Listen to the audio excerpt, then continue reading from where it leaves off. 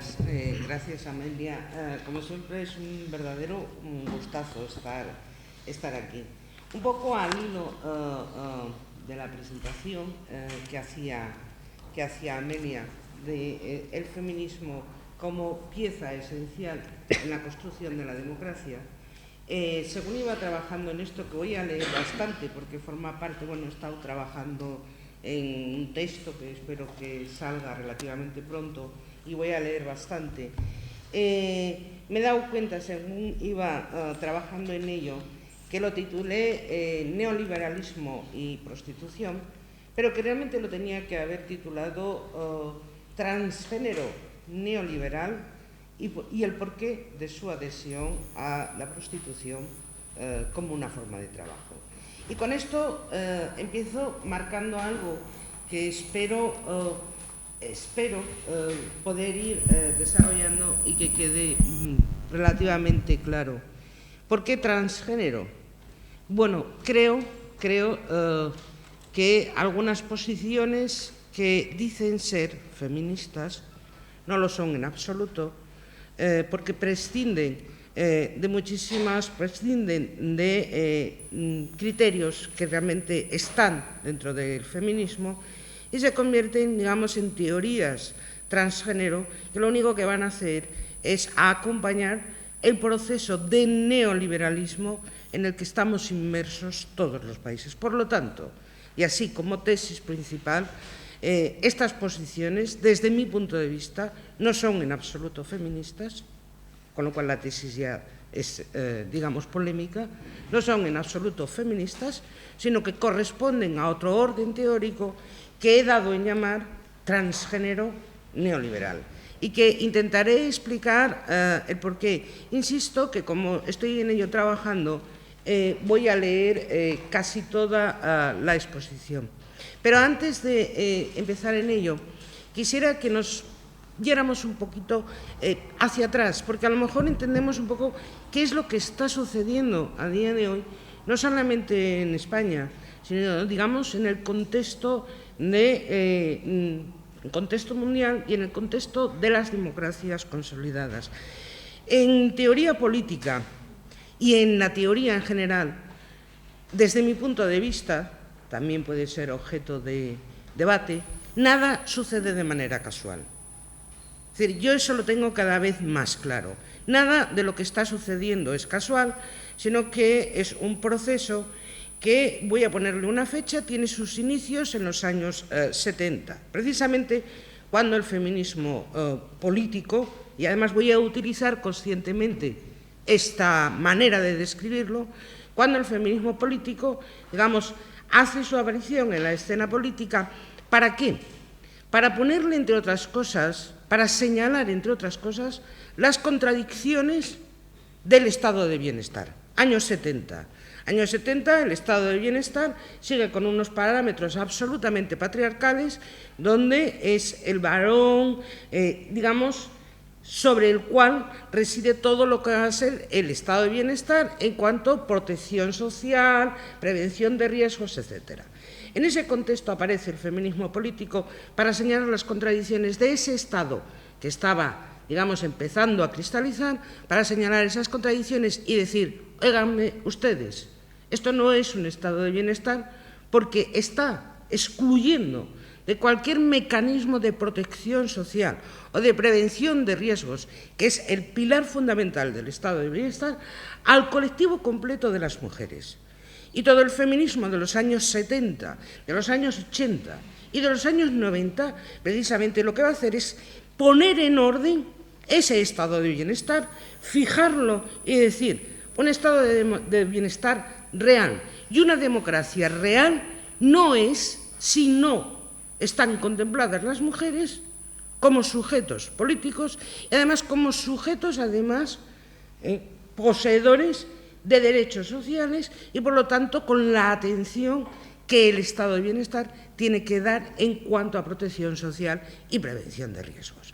Y hete aquí que en los años 90, es decir, estoy haciendo una historia muy acelerada, digamos, en los años 90, ese feminismo político que ha ido corrigiendo el estado de bienestar, logra realmente que los países y los gobiernos asuman los presupuestos feministas. Y es cuando empezamos a ver no solamente la conferencia de Beijing, sino unos previos anteriores, pero digamos en los años 90 ya se toma en cuenta el feminismo como, digamos, pilar central de la democracia y pilar central del estado de bienestar. Es decir, no hay estado de bienestar si ese estado de bienestar no toma en cuenta la posición de las mujeres y intenta corregir la situación de discriminación, opresión o jerarquía de estatus favorables a los varones. Y en ese preciso momento en que, digamos, el feminismo está rearmado políticamente, el estado de bienestar va hacia un proceso abierto, las democracias cada vez van hacia una idea de ciudadanía plena, ¿qué es lo que sucede? Sucede el neoliberalismo. Es decir, los años 90 son los primeros, digamos, experimentos neoliberales que previamente se habían hecho en América Latina y demás. Y sucede el neoliberalismo que, en el fondo, ¿qué es? Es decir, ¿qué es? Es disminuir el Estado, decir que el Estado no tiene que tener como responsabilidad sobre sí la protección social y la prevención de riesgos de la ciudadanía y que el Estado lo único que tiene que hacer es acompañar el proceso de una teoría, en este caso teoría política neoliberal, que consiste en afirmar que el bienestar de las personas reside única y exclusivamente en las capacidades individuales y en mantener las libertades empresariales de los países. O dicho de otra manera, el neoliberalismo no considera o no tiene en cuenta que forme parte de la política el, digamos, de generar toda una escala de protección social y de prevención de riesgos de la ciudadanía, sino que corresponde a cada uno de los ciudadanos el procurarse ese sistema de protección social y ese sistema de prevención de riesgos. El Estado está única y exclusivamente para favorecer las libertades individuales y, por supuesto, las libertades empresariales. Así pues, el Estado no tiene sobre sí el tener que articular los mecanismos de protección social y prevención de riesgos. Pero el neoliberalismo va a decir algo más, que es lo que a mí me resulta muy notable. Todos aquellos, digamos, ideologías políticas y todo Estado que articule mecanismos de protección social o de prevención de riesgos de su ciudadanía, lo que realmente está haciendo es victimizar a la ciudadanía. Está considerando a los ciudadanos víctimas. No sé si se dan cuenta de lo que estoy diciendo. ¿Recuerdan cuando se articuló la ley de violencia contra las mujeres? En ese preciso instante surgió un movimiento que se llamaron las otras feministas, que decían que esa ley lo único que estaba haciendo era victimizar a las mujeres. ¿Por qué? Porque estaba el Estado haciéndose cargo de algo que realmente tenía que estar en los sujetos y no el Estado acudir a proteger o prevenir contra la violencia de género. Y digo esto de la victimización porque es básico en el ideario neoliberal. Básico. Es decir, todo ideario neoliberal va a decir que se trata a la ciudadanía como víctimas si el Estado articula mecanismos para protegerlos o para prevenirlos ante riesgos futuros. Y eso mismo va a decir ese otro feminismo que cuando el Estado articule mecanismos para proteger o prevenir a las mujeres, las está victimizando. Y es el mismo discurso que atraviesa la prostitución frente a aquellas personas que se posicionan favorables a la prostitución como trabajo. Lo que están diciéndole al abolicionismo, esto es, al feminismo, es: oiga, ustedes las están victimizando. Ese es el discurso. Y eso es lo que voy a intentar desarrollar y por qué realmente me niego a llamar feminismo a esos planteamientos. Y no sé si cambiaré la propuesta, acepto cualquier sugerencia, de momento lo llamo transgénero neoliberal, pero en cualquier caso, de una cosa estoy segura, no es feminismo. Bien, ¿cuál es la suposición, por lo tanto, digamos, de la que se parte? La suposición de la que parte el neoliberalismo es que las libertades individuales se garantizan única y exclusivamente mediante la libertad de mercado y de comercio. Ese es un rasgo del pensamiento neoliberal. Para poner un ejemplo que lo entendamos todas y todos. Cuando, por ejemplo, Rajoy dice, vamos a poner ejemplos, cuando, por ejemplo, Rajoy dice, el mejor mecanismo de igualdad de oportunidades es que las personas tengan un empleo. No hay mejor protección social que el empleo. Eso es un pensamiento neoliberal en estado puro. Es decir, porque el empleo te puede garantizar una serie de cosas, pero, por ejemplo, la prevención. Tú puedes tener empleo, pero si no tienes un estado de bienestar que prevea que tú te vas a poner enfermo y, por lo tanto, asista a ese periodo de enfermedad, de nada te sirve tener empleo. ¿Me explico? Es decir, ese es el típico mensaje neoliberal. Y en ese mensaje, en estos planteamientos en los que se dice que las libertades individuales solamente se garantizan mediante el mercado y el comercio, es donde debemos inscribir realmente las posiciones de aquellos planteamientos que se muestran favorables a la prostitución como un trabajo, porque van a utilizar todo el rato esta argumentación. Por lo tanto, son posiciones neoliberales. Lo voy a repetir hasta la saciedad. Por lo tanto, la primera crítica que habría que hacer a estos planteamientos y a estas tesis neoliberales y de transgénero es que los valores de la libertad individual, asociada única y exclusivamente a mejoras económicas o materiales, no son necesariamente compatibles con los valores de la justicia sexual o social. Ese es un planteamiento. Que los... es que voy a leer, porque, insisto, también yo lo estoy trabajando, entonces si no me voy a perder. Que los valores de la libertad individual, asociada a mejoras económicas o materiales, no son necesariamente compatibles con los valores de la justicia sexual o social. Esa, digamos, que sería una de las primeras críticas. Y derivada de esa primera crítica, por lo tanto, la tesis central que voy a intentar plantear respecto al caso de la prostitución es que anteponer el criterio de elección, que luego volveré sobre él, porque en un cruel giro del destino, que a mí me apabulla, si algo ha hecho el feminismo es basarse en el principio de elección y de decisión. Ahí está, el yo decido del aborto, ¿no? Y sin embargo, como en una vuelta de tuerca neoliberal, ese principio de elección se lanza contra nosotras para, digamos, justificar mecanismos de exclusión, de esclavitud, de sometimiento o de dominación. Pero bueno, vuelvo a leer porque si no me voy.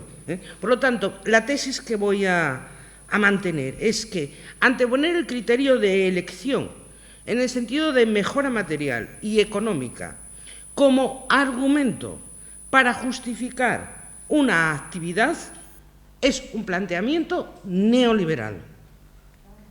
Es un planteamiento neoliberal, aparte de significar una aceptación fatalista de la realidad, de que las cosas no se pueden cambiar. Entonces, esa aceptación, ¿no? Es decir, como no lo puedo cambiar, me quedo con esto que además gano más. Lo digo porque está constantemente en los argumentos de los y las que se muestran favorables a la prostitución como trabajo. Por lo tanto, el debate en torno a la prostitución, antes lo estaba hablando con Beatriz, se mueve en dos terrenos, donde, digamos, la posición abolicionista mantiene, es la posición del feminismo, donde lo que se mantiene es, digamos, la dignidad de las mujeres, asociada, por lo tanto, a un Estado que realmente tenga en cuenta esos planteamientos y, por lo tanto, promueva leyes o normas que dignifiquen la situación de las mujeres, y, por el contrario, las posiciones favorables a la prostitución como un trabajo que se centran más en la individualidad, las ganancias y la elección, y que, por lo tanto, no son posiciones feministas, sino que, insisto, son posiciones transgénero o neoliberales. Ni siquiera me niego a llamarlos transfeminismo. Es decir, ya sé que vivimos en un mundo de vocabularios cambiantes, pero me niego a llamarle transfeminismo, ni siquiera eso. Intentaré también explicar por qué. En síntesis, tanto el neoliberalismo como la teoría transgénero neoliberal explotan favorablemente los conceptos de libertad individual, de identidad y de elección, fragmentando así las luchas colectivas. Es decir, ese es el drama. El drama es que la utilización de estos conceptos y cómo se están utilizando está impidiendo el sujeto colectivo que realmente transforma la realidad. Ese es mi punto, mi manera de verlo, ¿no? Y ahora sí, quisiera explicar qué es eso del transgénero neoliberal, que, para que nos entendamos, son esas que se llaman las otras feministas.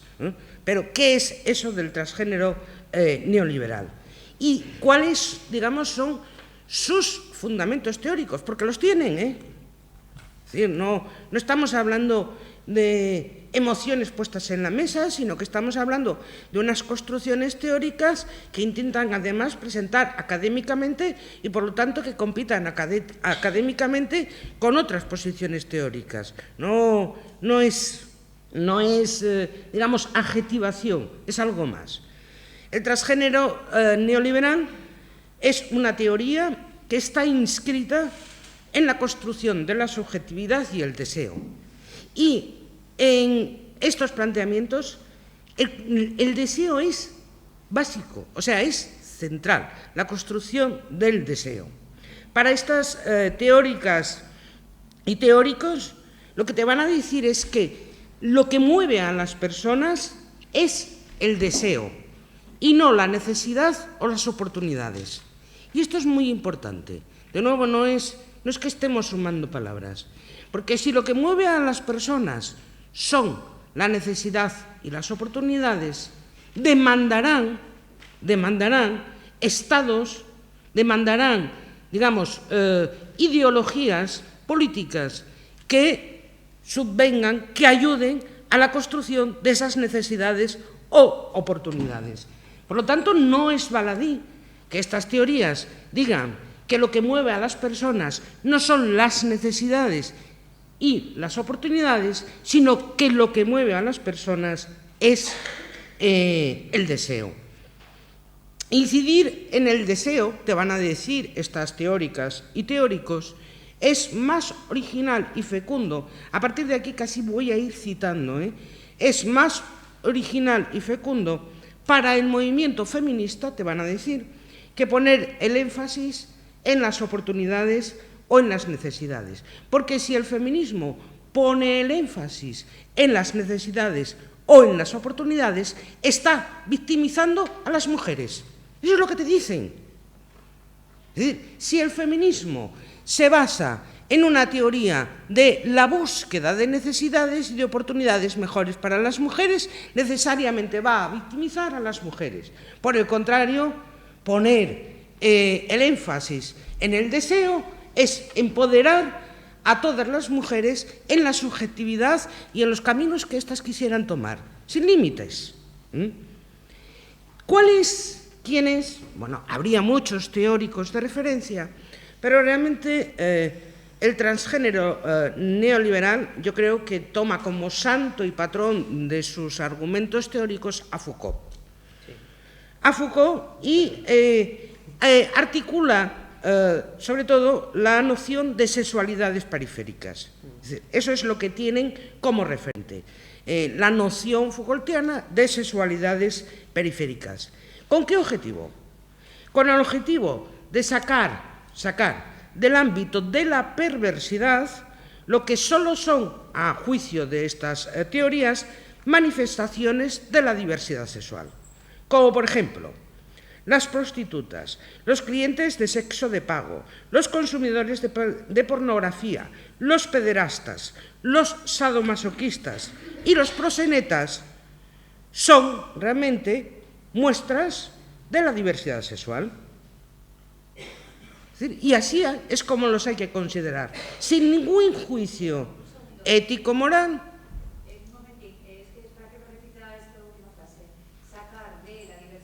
Sacar del ámbito de la perversidad lo que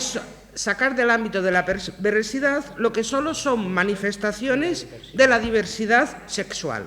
Y entre ellos ponen una serie de ejemplos. Es decir, de las sexualidades periféricas de Foucault, que no contemplaban todas estas tipologías, lo que ha sucedido en los últimos años es que se han inscrito dentro de lo que son sexualidades periféricas, pues eso, la pederastia, el proxenetismo, etcétera, etcétera. Pero digamos, el argumento para abordarlo es considerarlo una sexualidad periférica. Lo que te van a decir es que gracias a la deconstrucción, es decir, a todos nos suena la utilización, ¿no?, de estos conceptos teóricos. Gracias a la deconstrucción del sujeto, es decir, se permite la emergencia de estas tipologías que, insisto, forman parte de lo que ellos van a decir, van a llamar la multiplicidad de posicionamientos ante la sexualidad. Además, son citas, y es muy difícil de leer todo el rato, ¿no? Multiplicidad de posicionamiento. Oiga, usted no lo puede decir de una manera más breve.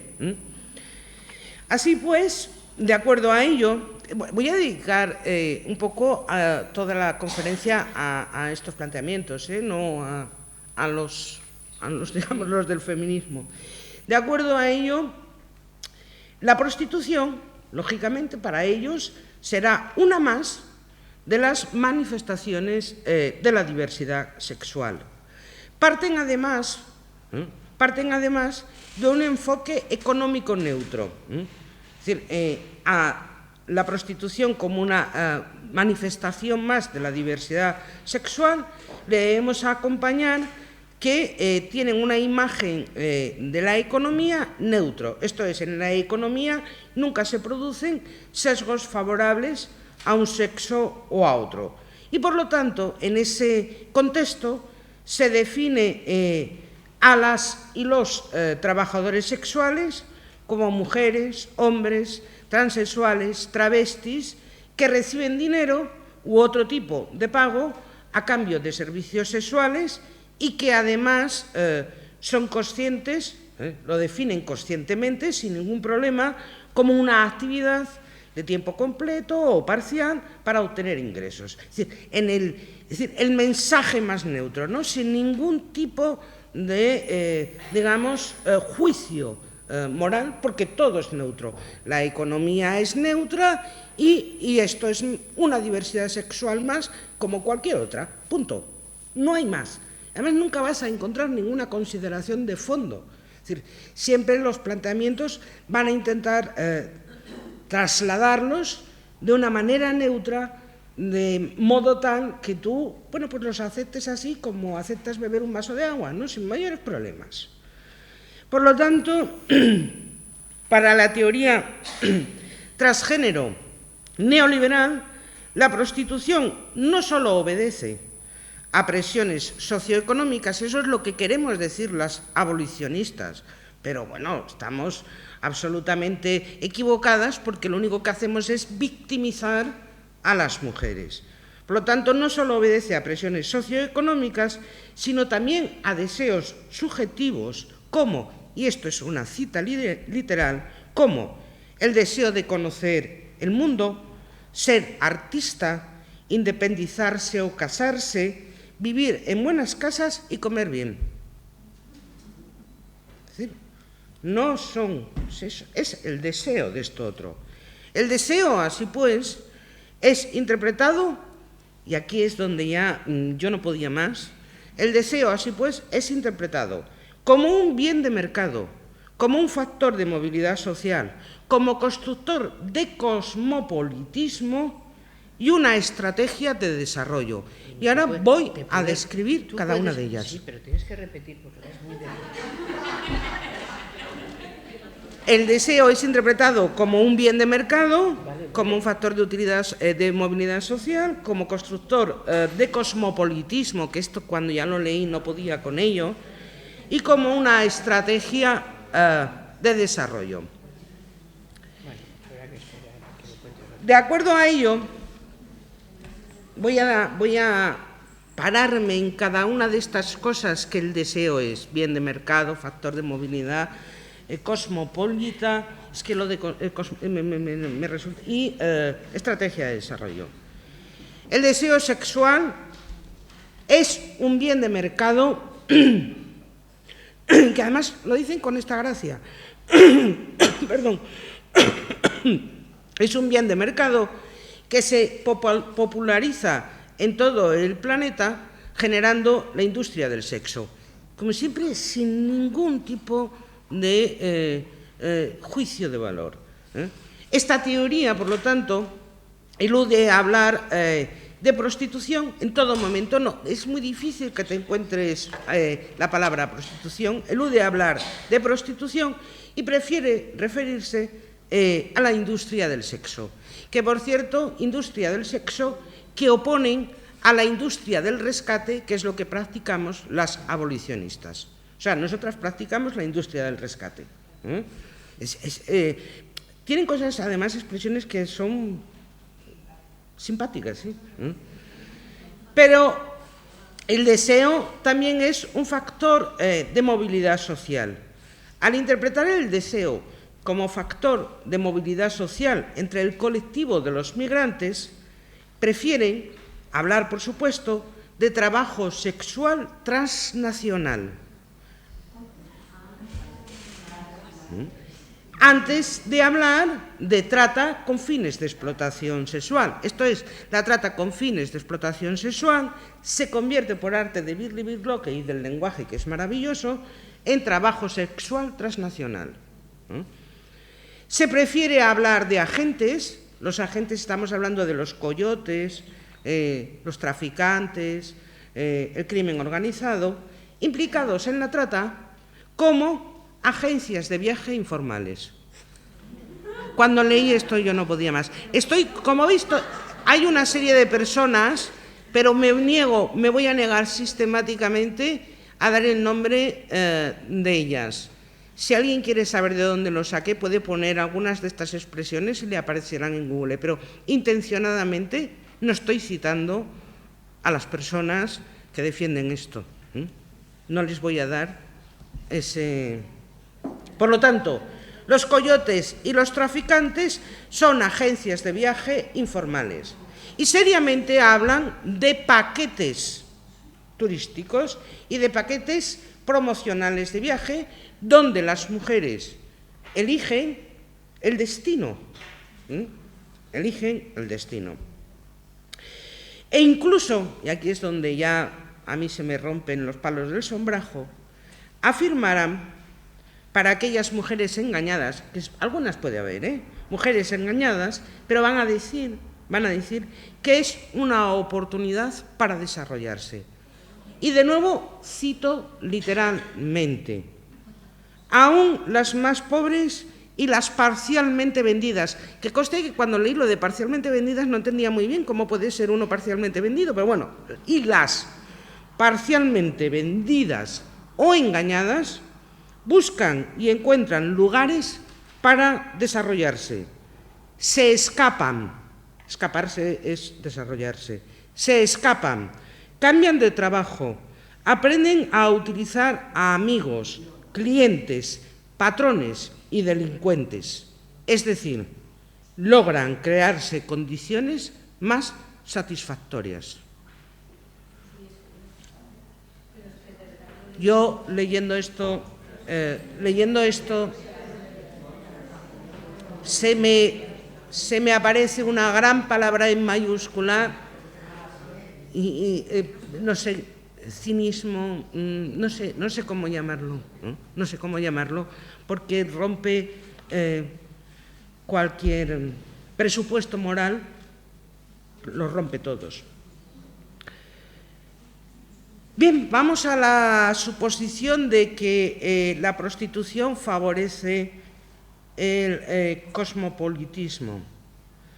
El transgénero neoliberal afirma que la experiencia de pasar la mayor parte del tiempo en estos ambientes, se refiere a los prostíbulos y demás, si la gente se adapta, puede producir sujetos cosmopolitas. Para ellos, la mirada, para los defensores del transgénero, la mirada cosmopolita deviene de que está puesta en el mundo y no en la casa. Y una mujer que decide abandonar su casa para irse al mundo es una mujer prostituida, es una mujer cosmopolita. Y además, en la propia noción de cosmopolitismo, no hay nada en ese concepto que le impida vender actos sexuales. Así pues, el fenómeno de las y los migrantes que trabajan en la industria del sexo se puede entender, y de hecho estas teóricas y teóricos del transgénero neoliberal lo entienden en el marco de los procesos de globalización. Por supuesto, sin hacer ninguna crítica al proceso de globalización en sí, sino forma parte de ese proceso de globalización. Y de nuevo les cito, para que vean que no me invento nada. Al trabajador sexual que hoy encontramos en Madrid, puedes encontrarle mañana en París, el próximo mes en Ámsterdam y al año de vuelta en España. Y no es el resultado solo de esfuerzos por esquivar los controles policiales o porque son trasladadas y trasladados de sitio en sitio por agentes intermediarios. Existe una cultura entre estos trabajadores y trabajadoras en la que se quiere conocer Europa y en la que todos tienen sus lugares preferidos. No. Ya está, cierra. Respecto a la estrategia de desarrollo, o sea, cómo la prostitución es una estrategia de desarrollo. El transgénero neoliberal afirma que la prostitución es una fuente importante de ingresos para los gobiernos, que los gobiernos favorecen estas prácticas. En las economías de algunos países, la prostitución es un factor crucial para impulsar la expansión de la industria del entretenimiento y, por supuesto, del turismo. Es decir, la prostitución favorece el entretenimiento y el turismo. Y es la primera verdad que dicen. Y es la primera verdad que dicen. ¿Es cierto? Eso es lo que está sucediendo. Fijémonos si está sucediendo que la prostitución está asociada al fenómeno neoliberal, que seriamente en Europa nos estamos planteando incorporarla en el Producto Interior Bruto. Por lo tanto, es la primera verdad que les oigo exponer. Bien, acabo ya. De acuerdo a lo expuesto, la teoría del transgénero neoliberal tilda al feminismo político de ejercer, o sea, tilda a aquellas personas feministas que mantienen las posiciones abolicionistas, y esta expresión me encanta, nos tildan de maternalismo colonialista. Me encanta porque está todo metido, es decir, está metido toda esa teorización posmoderna, ¿no?, del colonialismo, etcétera. Es decir, las feministas, por lo tanto, ejercemos un maternalismo colonialista y además, por si no les suena, burgués. Es decir, hemos vuelto otra vez al siglo XIX. Afirman que la igualdad de género como objetivo social, y aquí, para que veamos cómo volvemos al XIX, deriva de una tradición de valores feminista burguesa, la defensa de la igualdad de género.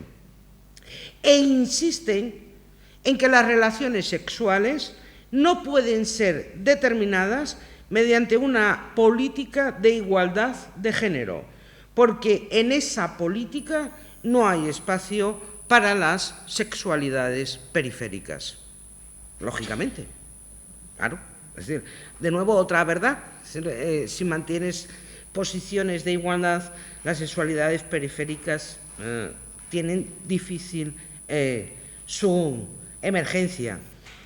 Somos, por lo tanto, maternalistas, colonialistas y burguesas porque, en el fondo, victimizamos a las mujeres que se dedican a la prostitución. Y al hacer esto, el transgénero lo que va a hacer no solamente va a denunciar al feminismo político por su maternalismo colonialista, sino que a la vez va a llevar a cabo la idealización del ser puta, la absoluta idealización del ser puta. Y cito, porque de nuevo, como estas cosas siempre son complicadas, cito para mostrar lo que dicen. Antes de que se implantaran las ideas de victimización, las putas eran consideradas figuras poderosas y peligrosas, asociadas con rebelión, revuelta, carnaval, subversión, poder espiritual e inmoralidad calculada. Fin de la cita. Yo no sé cuál es ese antes. En el antes imaginario, me imagino, porque no soy capaz de ubicar ningún antes histórico en el que una mujer ejerciendo la prostitución tuviera todas estas... Le pasara todo eso. Le pasara todas estas cosas maravillosas que le pasan. Ante lo expuesto, quisiera que quedaran claras la gran diferencia que hay entre el feminismo y estos postulados neoliberales que en absoluto son planteamientos feministas. Es decir, eso yo lo tengo claro. Ustedes pueden que no, pero yo lo tengo clarísimo. Lo primero que cabe decir es que en un cruel giro del destino, la crítica a la discriminación sexual y el énfasis en el derecho a decidir planteado por el feminismo es utilizado por las teóricas y teóricos del transgénero para abrazar los supuestos neoliberales. Es decir, hay un artículo maravilloso de Nancy Fraser que dice no recuerdo el título, es muy largo, ¿no? Pero voy a decir la utilización del feminismo en el capitalismo, ¿no? O algo así. Es decir, cómo realmente los conceptos acuñados por el feminismo se les da una vuelta de tuerca para apoyar posiciones que contravienen absolutamente, digamos, el feminismo. Esto explica, en parte, por qué las ideas feministas que forman parte de una visión transformadora del mundo, el hecho de luchar contra la discriminación o el hecho del énfasis en la capacidad de decidir, es reducido, es usado única y exclusivamente por estas teorías en términos de individualidad. Nunca te los vas a encontrar afirmando un sujeto colectivo, sino única y exclusivamente en términos de individualidad. Si el feminismo prioriza la justicia sexual y social, el transgénero va a priorizar la autodeterminación sexual basada en la venta de los cuerpos como si de bienes de mercado se tratara. Si el feminismo parte del marco de la dignidad de las mujeres, el transgénero opone al ideal de la dignidad la experiencia subjetiva del deseo. Si el feminismo, al politizar lo personal, aquello de lo personal es político, y amplió así la agenda política para desafiar las jerarquías de estatus basadas en las construcciones culturales en torno al género, el transgénero opera con un enfoque sesgado hacia la identidad de género, donde no hay espacio para la causa colectiva de la justicia. El giro hacia la identidad encaja sin fricciones con el avance del neoliberalismo, que no busca otra cosa que no sea borrar toda memoria de la igualdad social. Muchas gracias. Acabo aquí.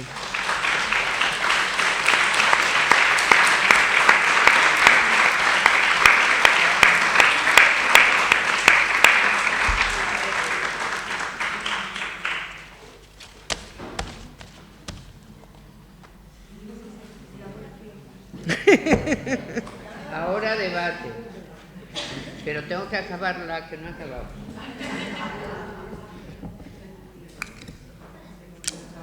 Muy bien, de acuerdo. Muchas gracias, Alicia Millares. Entonces, como estamos fenomenal de tiempo, porque no tenemos la pausa hasta las 11:30, es así, ¿verdad? Pues tenemos un tiempo espléndido para poder, digamos, ir viendo cada uno de los puntos que has desarrollado. Yo te agradezco, como siempre, tu claridad expositiva, por eso dije antes que eras una espléndida docente, y es así. La capacidad organizativa que tienes de lo que vas a exponer es siempre muy alta.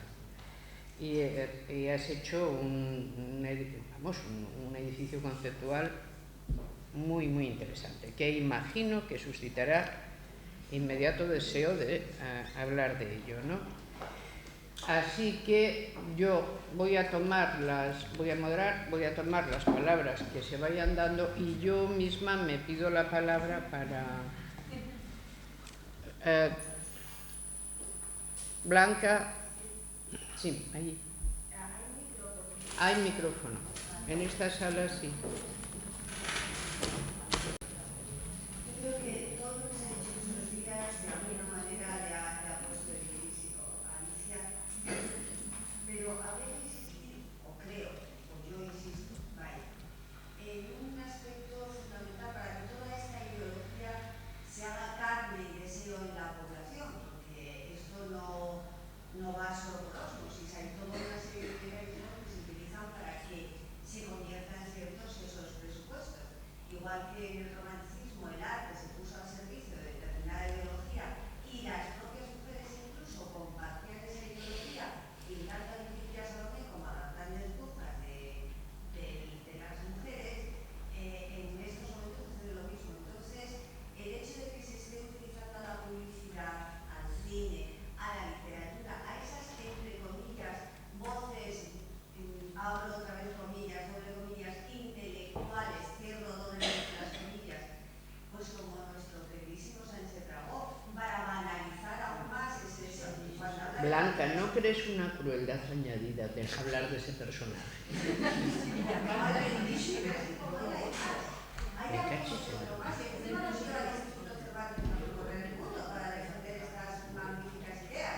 Son gente que se cree Nabokov y hablan de las niñas japonesas perversas metiendo sus granitas como si fuera, pues no sé, el colmo y la dicha de cualquier. Por eso lo menciono en la haber dicho. Pero quiero decir que hay toda una campaña, porque esto no es gratuito, que insiste en vamos a banalizar esto, vamos a banalizar las editoriales de los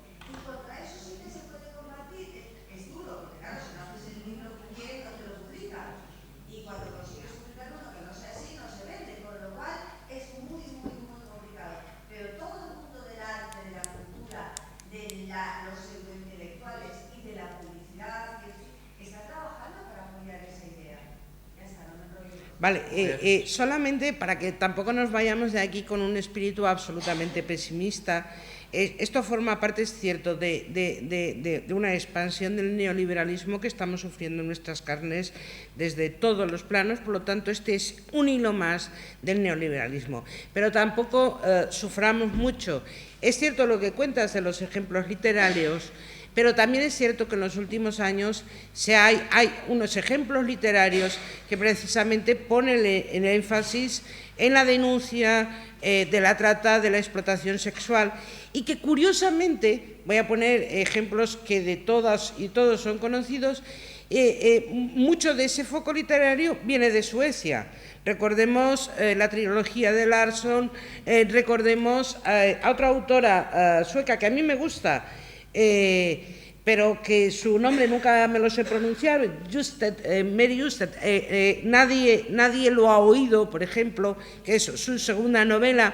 Es decir, digamos que también hay una literatura que ha acompañado la denuncia de la trata y del tráfico, y que, digamos, no ha sido una literatura marginal, sino que han sido ventas masivas, ¿no? Por lo tanto, bueno, pero digo solamente para que no nos vayamos con una sensación, me niego como crítica del neoliberalismo, me niego a la aceptación fatalista de la realidad, ¿no? Es decir, el feminismo cambia, transforma la realidad, y por lo tanto nunca sé que el escenario es malo, sé que el escenario es muy difícil de horadar lo que está sucediendo en los últimos años, pero bueno, el feminismo es transformador, y solamente recordemos que como ejemplos literarios también hay toda una literatura, y que, insisto, ha puesto a mucha gente que no tenía conciencia sobre estos temas a convertirse en masiva, pues ha concienciado a muchas personas, o sea que ahí están los ejemplos, insisto, de la literatura sueca, ¿no? Va por no entristecernos todo el rato, Blanca. ¿Hay alguna palabra en este...? Bien. Hay una cosa, yo quiero hablar en particular, quiero preguntarte por la idealización, ¿no? La idea de esta idealización que tú has desarrollado ahí al final, pero ha sido demasiado rápida. Porque hay varias obritas, digo, por darles un buen nombre, que se han publicado últimamente, en la última década en España, hablando de que ser puta es una cosa estupenda, y que son apologías, donde la unión principal es entre una palabra cuyo significado a mí se me viene escapando en los últimos tiempos, que es empoderamiento, he llegado a no saber qué es, y prostitución. Y como lo has citado antes, diciendo, hay todo un contexto donde se dice que las putas eran mujeres rebeldes, empoderadas y otras gaitas. Dice que, bueno, entonces, ¿de dónde viene esto? Hay unos antecedentes en el tema fortísimos que son románticos, claro, que son Jules Michelet, La Sorcière. Eso es. Ese es el antecedente. El antecedente de toda la idealización es el romanticismo decadentista a partir de 1860, y el énfasis, la primera gran obra que se escribe es la de Michelet, La Sorcière, la bruja, donde la idea de Michelet es, contra lo que se ha contado, las brujas eran mujeres jóvenes, hermosas, bellas, poderosas, y una sociedad envidiosa las convirtió en el tópico de la bruja espantosa, no. Entonces, ¿qué hemos de hacer los románticos? Hemos de vindicar el papel de la bruja, etc. Maniobras que tienen un relativo éxito. Quiero decir, a ver, en la literatura ve ninguno. Las brujas siguen siendo brujas, como Milford, como las de siempre y tal. Pero en la fabricación de la idea de la femme fatale, la Carmen, la quien sea, esa idea de Jules Michelet, de la bruja, está presente. Recuerdo ese trozo de Carmen donde se dice, si n'avait pas de sorcière, diserait une. Si no hubiera brujas. tú serías una. La metes dentro del paquete de la mujer fatal. Y de ahí te pasa a todas las mujeres tenéis algo de brujas, que si te lo dice alguien que te odia, quiere decir que se refiere a que eres una bruja de las de siempre, arpiosa y tal y cual. Y si por el contrario forma parte del contexto del cortejo, hay algo, ¿verdad? Hay algo totalmente distinto que está ahí dentro y que yo soy capaz de ver. Esto llega incluso al feminismo. Hay un feminismo en el 20, que antes le llamábamos feminismo de diferencia, que hace vindicación de la bruja directamente. Sí. Y hay festivales de brujas. Y hay chicas feministas que muy seriamente dicen: somos las descendientes de las brujas que no pudisteis matar. Sí, sí. Que no, mire, yo soy descendiente de Descartes. Le juro que con aquellas señoras y la pata conejo yo no tengo nada que ver. O sea, me parecen bien, si quiere usted, hasta las pongo en un altar. Pero de verdad, lo mío no tiene que ver con la pata conejo, tiene que ver con la modernidad, su teoría política, los avances de progreso social comunes, una afirmación de la individualidad cada vez más fuerte. Yo lo de tarastras a luz de la luna, hombre, sí, para el día de San Juan ya sí. Pero no me lo exija usted en el día a día de la teoría política porque no lo voy a usar. Que no sé dónde se negocia la pata conejo. No puedo. Entonces todo eso está ahí. Solo tienes que dar un paso más y lo que decía Michele de la bruja, lo dices de la puta. Porque es eso que cuando has dicho todo esto, yo me he puesto así y he empezado. Boing, Michele, boing, boing, Michele, Michele, Michele. Si no hay otro sitio al que ir, está todo. Es decir, es que era la misma definición. Oye, pues lo menos quien ha escrito eso algo ha leído. Pues sí, la verdad es que sí. Pero ya que lo sacaste del romanticismo decadentista, ¿qué es eso? Lo terrible es que nos enfrentamos siempre a dos tópicos: la idealización de un lado o el ensañamiento de otro, que es el realismo decimonónico, la literatura realista decimonónica. Y si no, fíjense, si no hay ensañamiento, o sea, decir, insisto, o la idealización o el ensañamiento. Leo, pero es que la quería leer, sabía que en algún momento la quería leer esto. Naná quedaba sola, boca arriba, a la claridad de la bujía. Era pura carroña, un montón de humores y de sangre, una paletada de carne putefacta, que me no sale, arrojada allí sobre un almohadón. Las pústulas habían invadido toda la cara, tocándose unas con otras, y marchitas, hundidas, con su agrisado aspecto de lodo, parecían ya un moho de la tierra sobre aquella papilla informe donde no se reconocían los rasgos, y sobre aquella máscara horrible y grotesca de la nada. Los cabellos, los hermosos cabellos, conservando sus reflejos de sol, corrían como chorros de oro. Venus se descomponía. Parecía como si el virus recogido por ella en el arroyo de las calles, en la carroña abandonada, ese fermento con que había emponzoñado a tanta gente, acabara de subírsele al rostro y lo hubiera podrido. Este es el fin de la cortesana nana.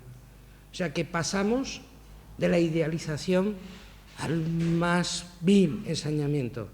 Y por el medio camina realmente el abolicionismo y el feminismo político, realmente, para que no se produzca de un lado ni idealización ni ensañamiento. Ese es, a mi modo de ver, el camino, ¿no? Es terrible, es maravilloso, es decir, literariamente, pero ese es un final de novela. Sí, por favor.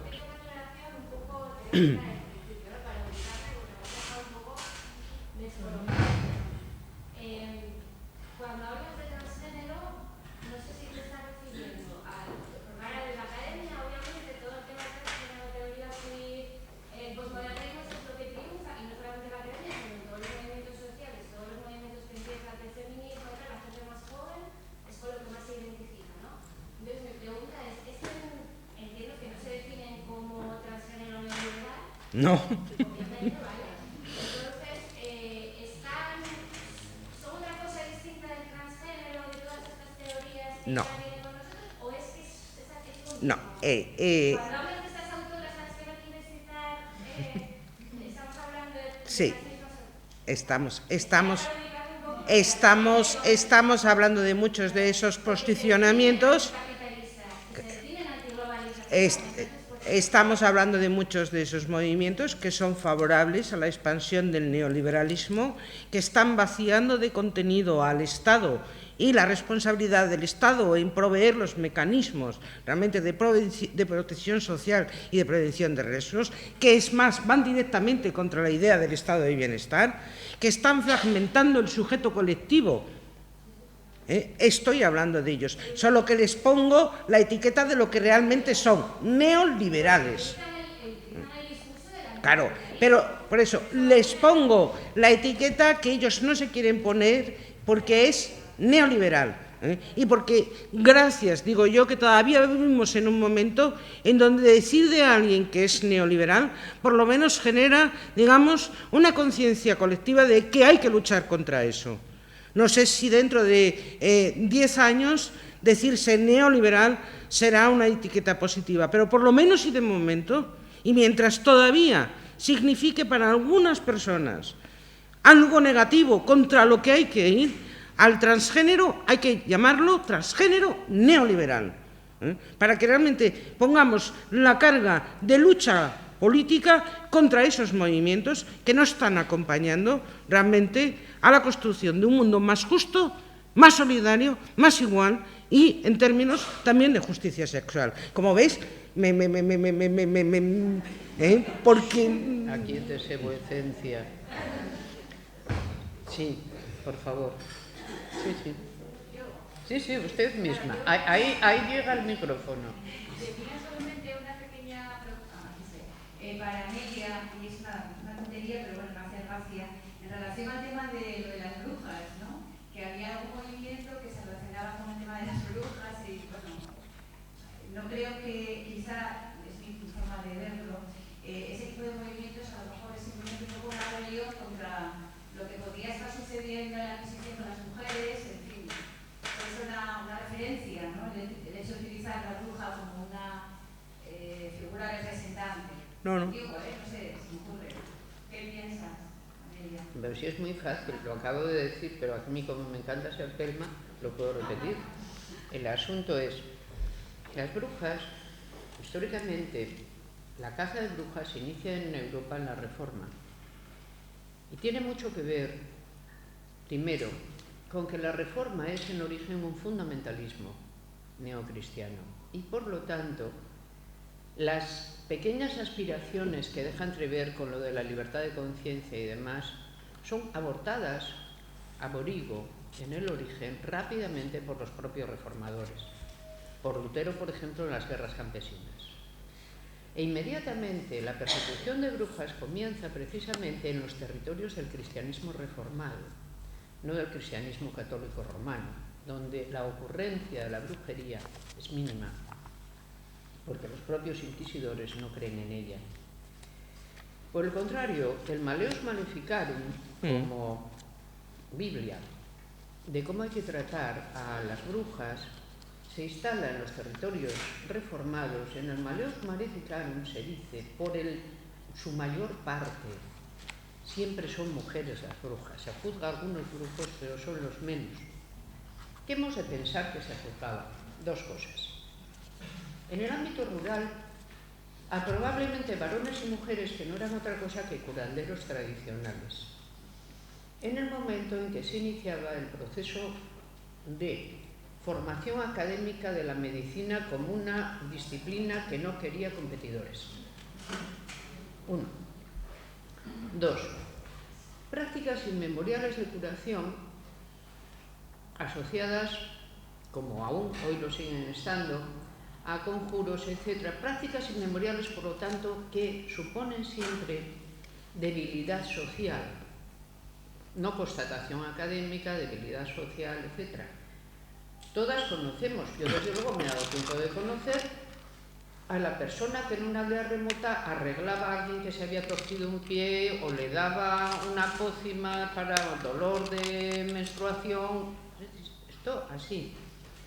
¿Qué se hace con estas personas? Protocolizar lo suyo, bueno, meterlo dentro de un discurso tremendo, el del Maleus Maleficarum, que es tremendo, y seguidamente quemarlas vivas, en un número notable. Es decir, que no fueron pocas. ¿Y por qué tantas mujeres? O sea, ¿por qué la Reforma se ensaña con las mujeres de esa manera?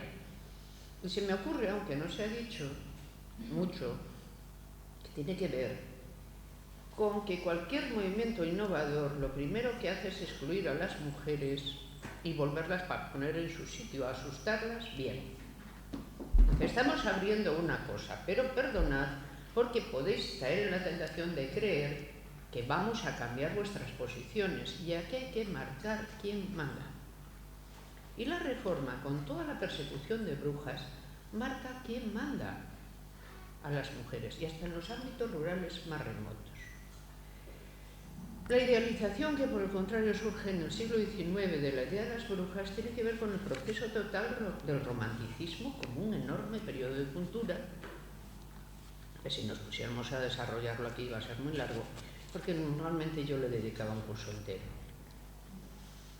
Baste con decir que yo entiendo perfectamente que a día de hoy, como la gente ya no cree en brujas de verdad, las tenemos tan trivializadas.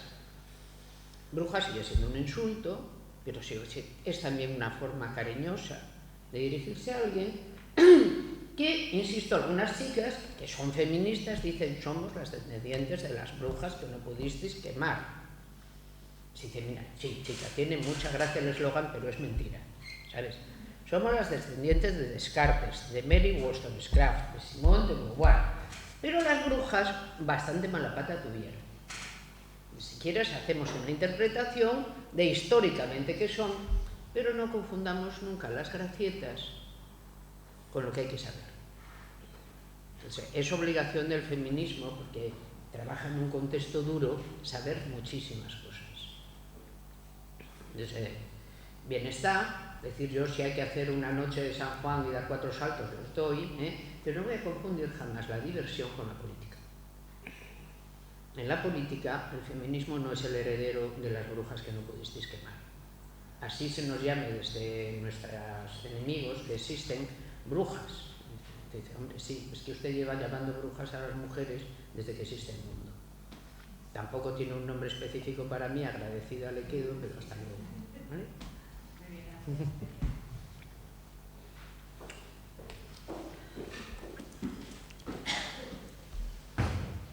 Mira, tú también has utilizado, Alicia, la expresión industria del sexo. Se suele utilizar cuando hablamos de estas cosas. ¿Qué tiene que ver con la industria? Manufactura, transformación de materias primas. Creo que no deberíamos llamar industria. No. Negocio, directamente. Pero acuñarlo de negocio con mucho énfasis, porque es otra de las cosas que permitiría reargumentar o volver a argumentar cuando se piden los derechos de las trabajadoras del sexo. Pues existe una figura que es el autónomo o la autónoma, que puede tener un negocio o puede contratar a otras personas en su lugar. Entonces creo que decir industria, es que no sé de dónde sale. ¿Alguien me puede decir por qué se le llama esto industria? Y bueno, proponer desde aquí que le llamemos negocio, porque además es más amplio. Es comercio en realidad, pero bueno, pues que tiene más connotaciones, pues negocio. Es un comercio de servicios. Por eso cogen el lenguaje y llaman agencia de viaje y todas estas cosas fantásticas. No sé, porque lo del lenguaje también nos preocupa a todas las feministas, desde luego. Pues la verdad es que, Elena, comparto contigo, no sé por qué le llaman la industria del sexo. Es decir, yo me estaba refiriendo a cómo designan estas teorías el fenómeno de la prostitución, ¿no? Dentro de la industria del sexo, en la que entraría la pornografía, etcétera, etcétera. ¿Por qué industria? Bueno, si eso me llama la atención, todavía me llama más la atención que a las posiciones abolicionistas le llamen la industria del rescate. Es decir, todavía me conturba más. Deduje al leer respecto de la industria del rescate porque está acompañado, es decir, normalmente algo es industria porque no solamente genera beneficios, si no sería un negocio, sino porque además está acompañado por las posiciones, digamos, de los estados, de los gobiernos, de las instituciones. Es decir, la industria, esto es, y porque pones bienes en el mercado, la industria necesita estar acompañada, digamos, también por un estado que avale esa circulación de bienes, ¿no? Entonces, por eso le llaman a la industria del sexo, porque quieren realmente que esté acompañado ese proceso de circulación de bienes también por el Estado. ¿Por qué le llaman a la posición abolicionista a la industria del rescate? Porque es el Estado quien, digamos, ayuda a promover, mediante normas o leyes, digamos, la persecución del tráfico, la trata, etcétera, etcétera, articulando planes. Entiendo yo que por eso le llaman la industria del rescate, porque tiene el apoyo de los estados cuando, insisto, realizan planes contra la trata con fines de explotación sexual o contra la trata con fines de explotación laboral. ¿Por qué es industria del rescate? Porque es el Estado, son los Estados, los gobiernos y las instituciones los que ponen límite al proceso, a los flujos migratorios. Y ellos lo que hacen es denunciar que la industria del rescate está en un momento maravilloso, mientras que la industria del sexo, que es lo bueno, está perseguido. Ya está, no le veo más, Elena, es que entiendo yo, Había una palabra pedida por ahí, se llama Beatriz.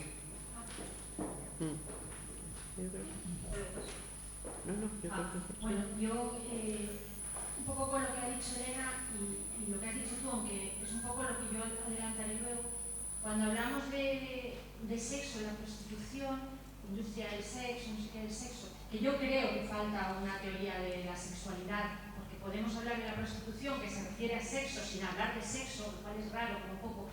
Pero yo diría industria del sexo, o lo que sea del sexo, pero masculino. Es que con poner sexo masculino ya estaríamos marcando algo que realmente es importante, ¿no? Introduciendo una crítica a una determinada construcción sexual. Será sexo, pero siempre masculino, que no es y ya dejamos claro que ahí hay una desigualdad, ¿no? No es sexo femenino, pero y además ahí es muy fácil argumentarlo, incluso no es sexo femenino ni siquiera para las propias prostitutas, que cuando va a hablar, incluso las partidarias de prostituirse, en esto son iguales, todas defienden, unas dicen para mí es su trabajo, pero todas las estrategias que siguen para poder tener su propia vida sexual, que no tiene nada que ver con ese servicio al sexo masculino. Entonces, siempre que se dice es sexo no sé qué, sexo masculino. Entonces se entiende que todo este negocio, como quieras llamarla, construcción inmensa, industria mundial, no sé qué, es algo al servicio de una determinada construcción sexual. Yo creo que es el pilar que le falta simplemente porque se está sosteniendo en una determinada, muy concreta y desigual construcción de la sexualidad. Totalmente de acuerdo. Hay un asunto que yo quisiera... Veo que no hay en este momento... Begoña, pero si antes te señalé... Solo que no es casual que no lo pongan. No, ya, totalmente de acuerdo con lo que dice Beatriz, aunque también es cierto que últimamente, leyéndote algunos de estos y algunas, siempre intentan deslizar lo de... pero las mujeres últimamente también compran sexo, ¿no? Porque les viene muy bien precisamente lo que tú dices. Es cierto, habría que poner la postilla masculino todo el rato, ¿no? Hay un asunto que a mí me interesa, que como tenemos todavía 10 minutos, que es el asunto Foucault. Yo creo que tú has subrayado muy bien cómo de lo que se trata, es decir, en el plano de la teoría, lo que se hace es tomar lo que Foucault llamó el ámbito de la perversidad y convertirlo directamente en el ámbito de la diversidad. Y esto importaría abordarlo bien, porque hay un tipo de cosa que suele llamarse a sí mismo feminismo, y que hay que decidir si lo es o no, que dirá que su origen teórico está en Foucault. Sí. Y esto es importante. Es decir, que en vez de buscar el origen teórico en la tradición estable del feminismo desde el siglo XVII en adelante, dirán que la raíz teórica del feminismo ha de ser buscada en los escritos de Michel Foucault. Incluso yo he llegado a escuchar lo siguiente. Dice, y todo esto era así hasta que el feminismo se encontró con Michel Foucault. Claro, cuando yo oí esto pensé, ¿cuándo rayos encontró el feminismo con Michel Foucault? O sea, ¿dónde fue? ¿Estaban en un bar? O sea, quiero saber yo cómo fue el encuentro. Porque yo conozco una cierta cantidad de libros y tesis doctorales importantes hablando de Michel Foucault o utilizando alguna categoría Foucaultiana. Por ejemplo, la genealogía, es lo que hace Rosa Rodríguez Magda, para introducir una categoría Foucaultiana, pero que viene de fuera, dentro de la teoría feminista. Y ver si da de sí. Pero en Foucault no se puede encontrar ni feminismo. O sea, ¿por qué? Porque sencillamente no se puede articular casi nada. El pensamiento de Foucault es pensamiento analítico a tergo, te permite quizá entender algunas zonas de la historiografía del pasado, levantando le grand récit, levantando parte del gran relato que ha construido el pasado, para diversificar el pasado. Pero como teoría política está más bien instalada como micropolítica. Lo que tú tienes que ver son los micropoderes y calcular siempre, y esto sí que el feminismo lo ha utilizado porque lo había utilizado ya el feminismo contemporáneo ya en los 60, utilizar siempre la idea de poder para analizar cualquier situación. Es decir, no imaginar nunca que cabe analizar una situación sin analizar de qué parte de la situación está el poder y qué microfísica y macrofísica del poder se está dando en una situación determinada. En esto no se utiliza una categoría Foucaultiana, sino que el feminismo, por ejemplo, de Firestone, está vinculado a la noción de poder. Y Firestone no lo ha aprendido de Foucault. ¿Sí? Se lo pone ella de casa, igual que lo pone Kate Miller. ¿Por qué? Porque el análisis del poder en directo, naked power, es típico de la teoría política rebelde de los años 60. Está en todas partes. Entonces hay más bien coincidencia teórica que, digamos, paternidad teórica. Ahí. Bueno, entonces estamos ya con Michel Foucault. Michel Foucault le importaba mucho a él, además personalmente, ese ámbito llamado de la perversidad. Pero mi impresión es que esta gente lo lleva más allá, de donde incluso Foucault lo llevaba. Porque, sí. Vean, hay una parte en que Foucault es un producto de la propia alta cultura francesa. Y es un producto refinado de esa alta cultura francesa. Es en la misma en que están la obra de teatro Las criadas, de Genet, todo eso. Es decir, busquemos los intersticios donde se producen las figuras infames. Estudiemos a los infames. Porque los infames nos van a contar cosas importantes sobre la normalidad que la normalidad nunca narra de sí misma. Entonces, en vez de écraser l'infâme, es étudier l'infâme. Vamos a estudiar l'infâme. Y eso tiene bastante rendimiento, si se hace bien, justamente para levantar falsos grandes relatos, porque nos va a enseñar la lógica de las normas que estaban funcionando en el contexto social. Y eso el feminismo lo ha hecho y lo necesita. Pero aquí, ¿qué es lo que se hace? No es exactamente eso, ¿no? Quiero decir, se coge un ámbito y ¿qué se hace?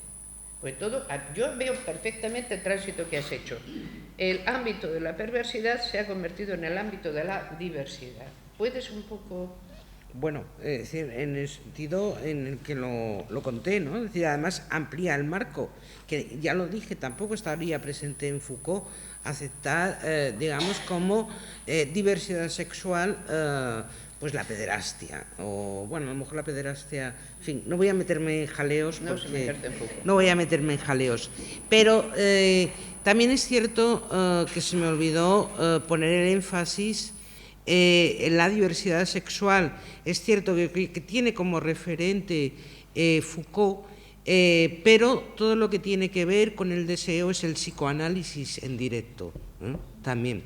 Pero es decir, entonces eso es Otto Weininger. Claro, ahí está. Es decir, aquí hay una mezcla. Lo que va a hacer el transgénero es, digamos, unificar deseo y diversidad sexual, y va a tener dos aferentes, digamos, teóricos, ¿no?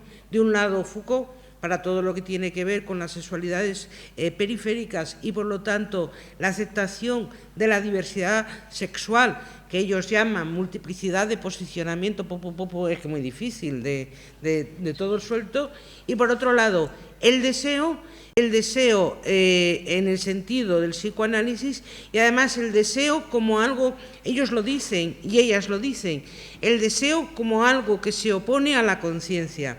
Porque en el momento en el que tú tomas conciencia de algo, articulas una vindicación política donde demandas. Es decir, que yo creo que lo tienen muy bien construido teóricamente.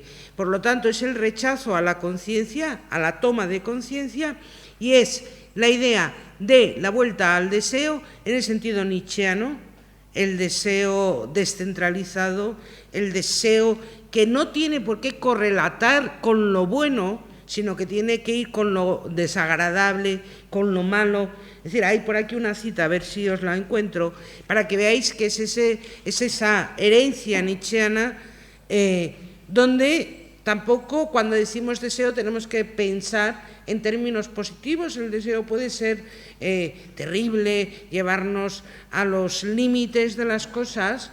Por eso, una mujer prostituida está desarrollándose, aunque esté en una situación de engaño, de dominación, porque ese deseo, claro, ese deseo es el límite. Es decir, por eso decía, cuidado, no estamos hablando, hay toda una buena, digamos, utillaje teórico debajo de estas posiciones, donde se pueden ver los núcleos de los que, a ver si os encuentro la cita del deseo, porque yo creo que cierra un poco Foucault de un lado, diversidad sexual, y ese deseo que no tenemos que asociar con algo bueno, sino que puede ser algo perverso, malo, desagradable. O sea, la idea de la verdad nietzscheana, ¿no?